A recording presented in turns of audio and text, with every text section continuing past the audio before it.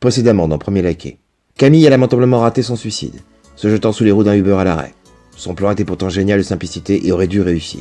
La mort dans l'âme est toujours vivante, Camille retourne chez elle sentant une nouvelle poussée de diarrhée explosive arriver.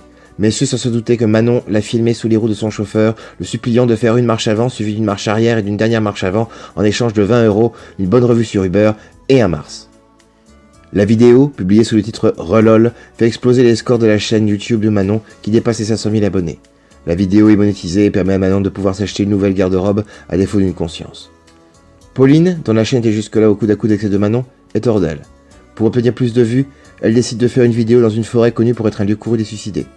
Les images d'elle et une poignée de sycophantes à sa solde, ricanant devant un pendu violacé le membre en l'air, déferlent tel un raz-de-marée sur la blogosphère, et finit même par être vue sur toutes les chaînes de télé et être mentionnée à la radio, les médias des vieux.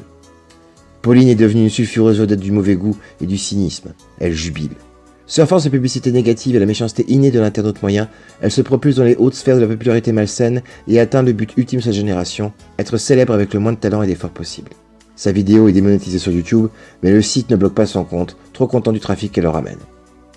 Elle publie une vidéo d'excuses bidon, sans réelle sincérité ni remords, et tout rentre dans l'ordre, car aujourd'hui, pour pouvoir continuer à se comporter comme un sinistre connard narcissique, il suffit de verser 3 larmes de crocodile et dire « je m'excuse », ce qui est une phrase mal polie autant qu'égoïste, et par conséquent, le manifeste ultime des millennials de tout poil.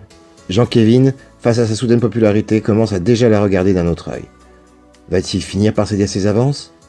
Vous le saurez en regardant le prochain épisode de Premier Laquais, le feuilleton de génération pour qui exister c'est poster ses excréments en ligne et appeler ça du contenu.